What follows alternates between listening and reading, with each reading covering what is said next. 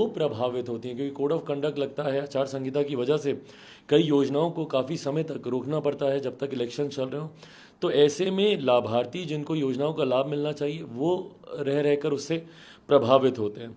तो इन तमाम परिस्थितियों के मद्देनज़र एक लंबे समय से देश में इस बात को लेकर चर्चा चल रही थी। सन 1999 के आसपास से ही लॉ कमीशन के द्वारा ये प्रस्ताव किया गया था कि देश में एक देश है एक चुनाव होना चाहिए, और मौजूदा प्रधानमंत्री आदरणीय नरेंद्र मोदी जी और केंद्र की सरकार ने इसको काफ़ी गंभीरता से लिया। कई वेबिनार भी इसको लेकर केंद्र सरकार के द्वारा आयोजित किए गए, कई चर्चाएं इसको लेकर हुई हैं, सदन में भी इसको लेकर पार्लियामेंट्री कमिटीज़ के भीतर भी इसको लेकर कई राउंड ऑफ डिस्कशंस हुए हैं।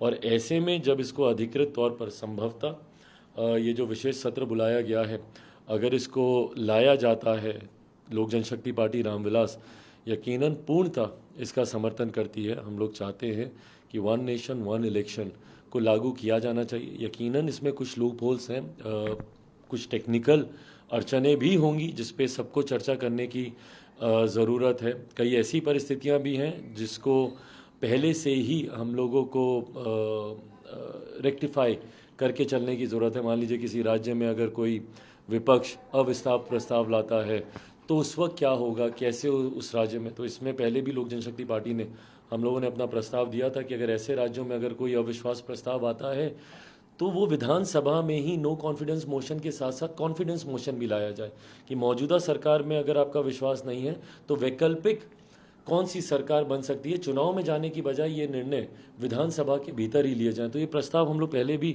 हम लोग दे चुके हैं। आने वाले दिनों में जब इसको लेकर चर्चा होगी तो मजबूती से इस प्रस्ताव के पक्ष में लोक जनशक्ति पार्टी रामविलास अपनी बातों को रखने का काम करेगी। 5 दिन का जो स्पेशल सेशन बुलाया गया है पार्लियामेंट का, इसको लेकर विपक्ष कह रहा है कि सरकार जो है डरी हुई है, इसलिए नर्वस होकर ये सेशन बुलाया गया है। भाई हर चीज़ में सरकार डरी हुई है, प्रधानमंत्री डरे हुए हैं। एक सरकार जो इतनी स्थिर है वो डरी हुई है।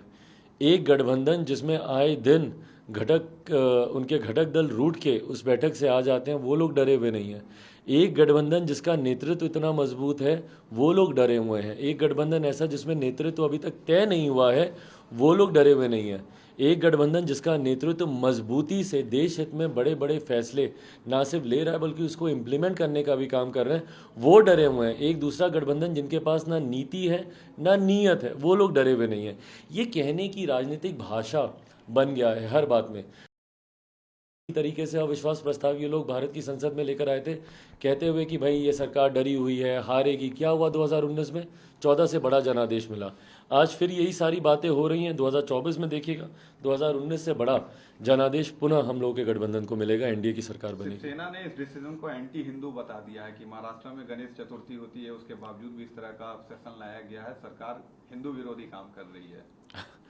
जब कोई और होता है तो बोलते हैं कि भाई ये लोग मुस्लिम विरोधी हैं, ये हुआ है तो अब हिंदू विरोधी हैं। हर चीज़ को धर्म से जात से जोड़कर देखने की आदत कुछ राजनीतिक दलों की बन गई है। भाई हम लोग एक ऐसे सौभाग्यशाली देश में रहते हैं जहाँ पर आए दिन कोई ना कोई धर्म, कोई ना कोई जाति से जुड़े हुए खूबसूरत त्यौहार मनाए जाते हैं और उनका अपना महत्व है और उनका अपना सम्मान है।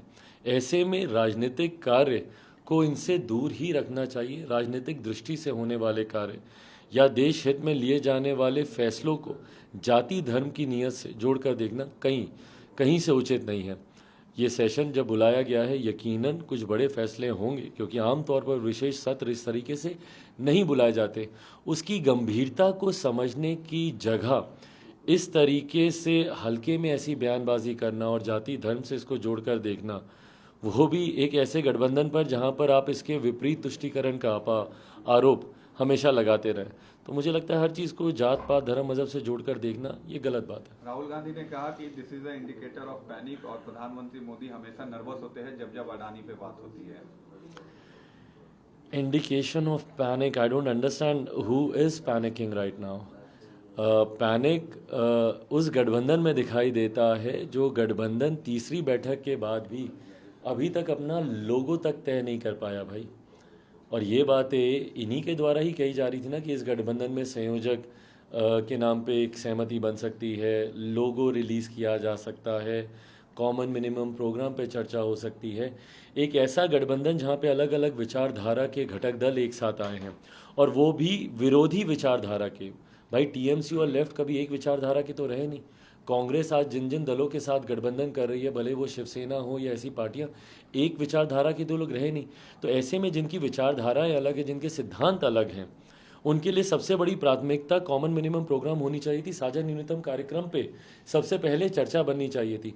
सबसे पहले इन तमाम घटक दलों को ये घोषणा करनी चाहिए थी कि भाई हम में से कोई अपना मैनिफेस्टो लेकर नहीं आएगा, हम लोग एक साझा न्यूनतम कार्यक्रम लाएंगे और उस साझा न्यूनतम कार्यक्रम के तहत ही हर घटक दल अपना प्रचार की रणनीति तय करेगा। ऐसे में जिनका साझा न्यूनतम कार्यक्रम पे चर्चा करना तो बहुत दूर की बात है, ये लोग तो अभी पहला पड़ाव ही तीसरी बैठक के बाद नहीं पार कर पाए हैं। नेता नेतृत्व भी बहुत दूर की बात है, जो संयोजक तक तैयार नहीं कर पाए। नीति बनाना बहुत दूर की बात है, जो अभी तक लोगो तय नहीं कर पाए। ये लोग पैनिक कर रहे हैं कि फिर हम लोग पैनिक कर रहे हैं। आज ये लोग रह रहकर, ये लोग बैठकों का दौर, लोगों की इन्होंने बात की, इन्होंने कहा कि इस वाली बैठक में संभवतः एक लोगो ये लोग रिलीज़ करेंगे। आज जानकारी आ रही है कि उसी पे ही सहमति नहीं बनी। तो जब एक इतनी छोटी चीज़ पर विपक्ष सहमति नहीं बना पा रहा है, तो आने वाले समय में जब सीट शेयरिंग और उसके बाद सीट डिस्ट्रीब्यूशन जो एक बड़ा विषय होगा, भाई आप संख्या भले आप तय कर लीजिए, बट सीटों के जब चयन की बात आएगी, एक एक को जब सीटें दी जाएंगी, वो परिस्थितियाँ इन लोगों के लिए कितनी कठिन होगी। और उस वक्त देखिएगा धीरे धीरे धीरे धीरे करके बसपा अलग हो ही गई ना। भाई उनके एक सांसद आए थे मेरे मुख्यमंत्री जी से मुलाकात करने, मुख्यमंत्री जी खुद अपने आप को इस गठबंधन का केंद्र बनाना चाह रहे थे, उनको पेरीफेरी में भी आज की तारीख में जगह नहीं मिल रही है। तो ऐसे में ये चुनाव आते आते तक गठबंधन टिकेगा कि नहीं, उसमें कितना पैनिक होगा, ये देखने वाली बात होगी। एक आखिरी सवाल है, सीट शेयरिंग को लेकर केजरीवाल ने भी कह दिया कि बाकी राज्यों में भी सीट शेयरिंग होनी चाहिए, और लोकसभा के बाद अगर जब विधानसभा होंगे तो कितना मुश्किल होगा इनके लिए। भाई ये तो अभी दबे स्वर हैं, क्योंकि अभी नया नया गठबंधन बनने जा रहा है, तो अभी धीरे धीरे ये लोग बोल रहे हैं। पर धीरे धीरे देखिएगा जैसे ही ये बातें आगे बढ़ेंगी, खुल के ये विवाद सामने आने लगेंगे। अभी पर्दे के पीछे बातें हो रही हैं। भाई हम लोगों तो यही जानकारी मिली ना कि लोगो रिलीज़ होना था, लोगो रिलीज़ नहीं हुआ क्योंकि सहमति नहीं बनी। पर सोचिए भीतर कितना विवाद हुआ होगा। तो अभी तो भीतर ये सारे विवाद हो रहे हैं। धीरे धीरे जब ये पर्दे से बाहर आएंगे ये विवाद, और खुलकर एक छोटी सी बात, कांग्रेस के एक प्रवक्ता ने एक हल्का सा दिल्ली में सीटों को लेकर एक बयान दे दिया था, उसी में आम आदमी पार्टी इतना ज़्यादा नाराज़ हो गई थी। तो ऐसे में जब देश भर में जब ये लोग सीटों के बंटवारे पर जब ये लोग आएंगे, जहाँ पे कई दल एक साथ उनकी सहमति बनानी होगी, तो ऐसे में मुझे नहीं लगता कि ये सहजता जो आज दिखाने का प्रयास हो रहा है ये रह पाएगी। नमस्कार, मैं हूं मानक गुप्ता। अगर आपको हमारा ये वीडियो पसंद आया हो तो इसे लाइक और शेयर जरूर करें, और हां, हमें सब्सक्राइब और फॉलो करना ना भूलें, ताकि आप देश और दुनिया की कोई खबर मिस ना करें। तो जुड़े रहिए हमारे साथ और देखते रहिए न्यूज़ 24।